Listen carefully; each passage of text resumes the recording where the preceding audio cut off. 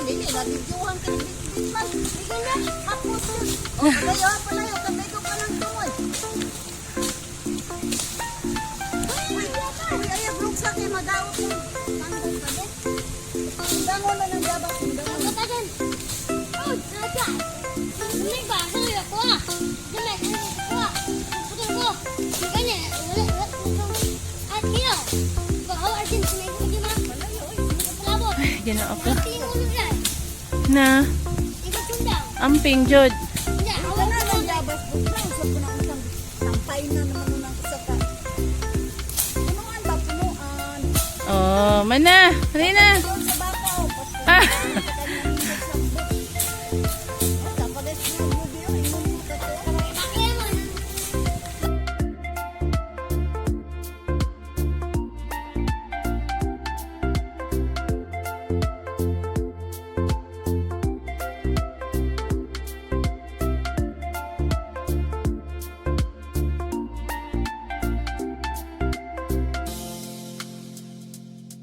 Hoy, pag-amping in tawon dodong. Prap. Prap po? Videoan ka rap. Hey, bebe. Ako na rap. Ako ko muna. Minsan na ninyo.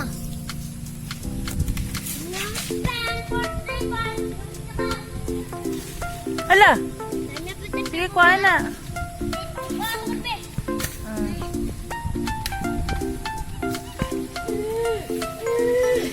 May pagtarong ba, Ginoo ko? Mga kaunggo yun. Buka ninyo, lantawon na ito kung sa itsura na. Uy, Ginoo ko, lahing naman na. Tubig ramang ko imnon. Okay, uhaw. Uhaw.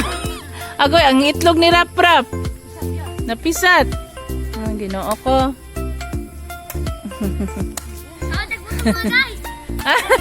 Guys, mga guys, kaon tagbutong.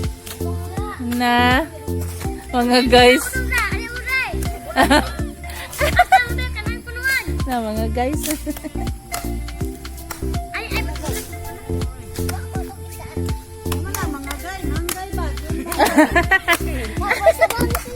May sabaw? Buti kami ganun sabaw. Nahagtik palagis ko.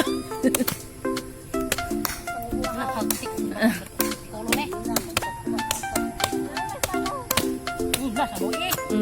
Sabaw eh. Tamis eh. Tamis eh. Ay, Ginoo ko ang mga taga-dampas sa kuan. Child abuse.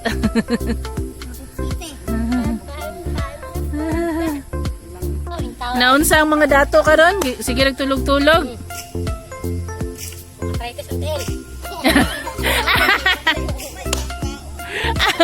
Di wa may lihok-lihok ngano nga arthritis-on man. Pero ang pobre, okay kayo, way arthritis. Dili, gidiabetes na noon. Okay juga yung pobre no, kay kaugutan, trabaho sa basakan. Himsog og lawas pero daghang bunog. Oh. Na karon guys, kabalo na mo na guys ha. Himsog og lawas, daghang bunog.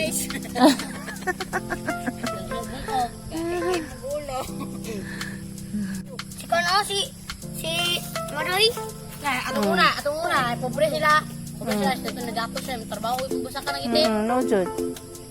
Mga ubang na, pobre, maduog gato, wala po trabaho.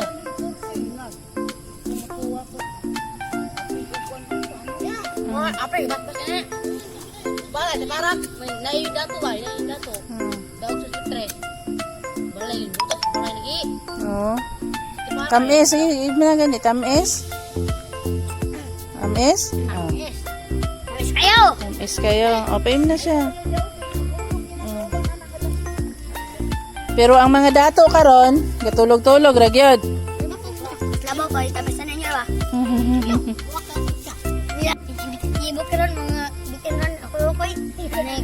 Bangag suhol ka rin. Magkara nga ika. At ilalom. Dugo. Sus, sa favorito.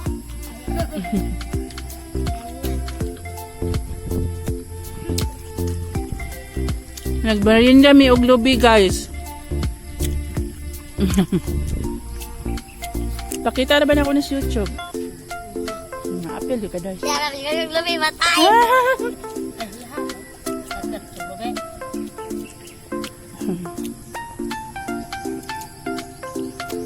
Video kayo, minute lang birthday. Pagod. Bangi ba? Guys, nandito ako sa bayan ngayon guys kasi bumili ako ng tubo, yung GI galvanized iron para sa antena. Yun. Kasi magpapakabit ako ng internet. Excited na ako guys kasi makapag-YouTube na naman ulit ako. Yay! Yun. So, nandito ako ngayon sa Molave sa Cinema Builders. Doon ako bumili ng mga materials para sa antena ng internet. Yun. So, grabe, nagulantang kaming dalawa ni kuya nyo guys kasi ang mahal ng internet connection. Diyos ko Lord. Talagang as in mahigit 10,000 yung gastos namin.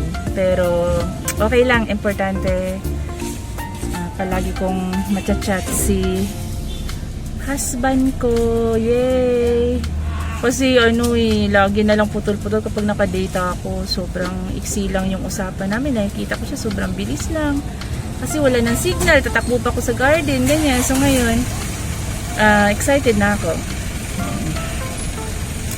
So, tingnan natin kung malakas ba yung signal sa amin, guys. Ito yung wire. Size 14. Ang bigat. 4 kilos ito lahat. Tapos, ganun yung bakal na iniintay namin. Yung galvanized.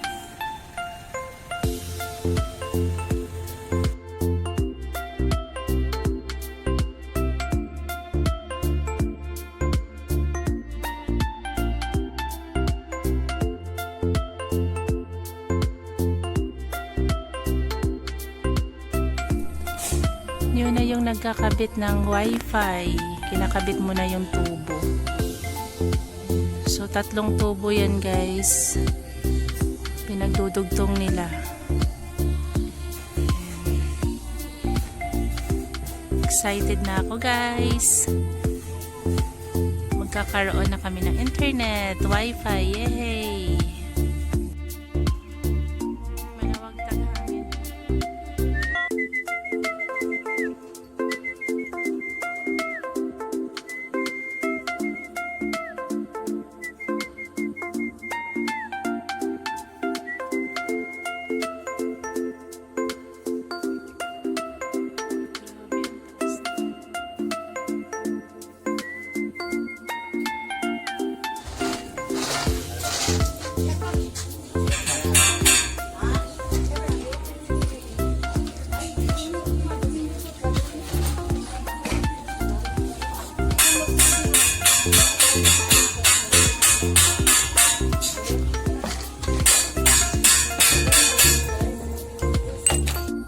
Hi guys, andun na siya sa tuktok. Ayan. Ikakabit na yung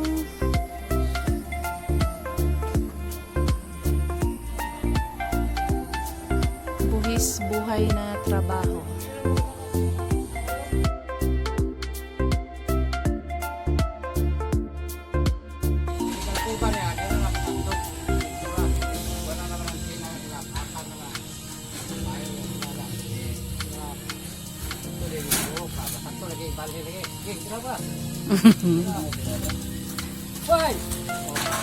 Yan, so ito yung router nila guys, oh. Ayan. Tapos dito muna namin pansamantala nilagay. Hindi pa rin naaalis yung kahoy na hindi ko lang pinaalis kasi wala pa akong mapagpatungan eh. Mga wires pa. Ayan yan guys, so powered siya ng PLDT. Yun, so bale, yung pinaka main antena niya is nandoon sa pangalawang baryo pa bago dito sa amin. Tapos yun, doon kami lahat na nandito sa baryo namin, doon kami sasagap ng signal sa main antenna. Yun, hindi kami yung parang walang mga anong tawag sa ganun, yung lockdown. Yung parang hindi ka pwedeng mag-transfer, walang ganun-ganun guys. Basta puputulan ka nila kapag hindi ka makabayad sa due date mo. Yun. Tapos pag nakabayad ka na, ibabalik din nila, parang ganun. Wala palang lock-in period. Yun. Wala silang ganun. Okay, so, okay naman yung connections niya guys. Mabilis naman siya. Yan. So, kahit pa paano, one to sawa talaga yung video call namin ni Daddy. Kahit naglalaba ako, nasa work siya, gano'n, naka-open lang lagi yung laptop para lang lagi lang niya akong nakikita, tsaka lagi ko rin siyang nakikita. So, yun yung happiness ko guys na lagi ko siyang nakakasama. Parang kahit malayo man, parang malapit lang din, gano'n. So, kasi hindi pa siya makaka-uwi. Bali, next year pa kasi siya uwi. Kaya sabi niya, kailangan na, parang gift niya yun sa akin na pakakabitan ng internet. Yun, so, happy ulit. Kaya lang iwas puyat. Bawal na ang tulfo muna. Yung laging nila sa akin ni Kuya na, ngayon na may wifi ka na, baka mamaya tutok ka na naman sa tulfo. Yun. So, iniiwasan ko naman na magpuyat. Yun, so, guys, kung hindi nyo alam, addict po talaga ako sa Rapid Tulfo in Action. Tapos dati, nag-cause yun sa akin ng high blood. Parang dahil puyat ako ng puyat talaga palagi. Kasi paano kapag umpisa ka ng isang case, di ba? Tapos may susunod na naman. Kailangan tapusin mo yun. Kasi hindi mo na mamalaya na madaling araw na pala. Ganun, minsan alas 3 na, nakatulfo pa rin ako. Yun. Kaya yun ang number one na bili nila sa akin ni Kuya at saka ni Dada na please lang ngayon na may wifi na maging ka naman sa lalo na sa pagpupuyat, iwasan talaga yung pagpupuyat yun, kasi talagang nakaka-addict naman kasi talaga guys, lalo na kapag maganda talaga yung resulta ng pagtulong ni Idol Rafi yun, so yun lang chika ko sa inyo guys. Thank you guys for watching. Ayan, sana makabalik-balik na talaga ulit ako sa YouTube kasi nakaka-miss din talaga mag-vlog, lalo na kapag daily vlog yun. So alam niyo naman yung vlog ko guys, kung ano lang yung mga simpleng buhay ko dito sa baryo, na baryo girl na si Ate Lenyo guys, yun.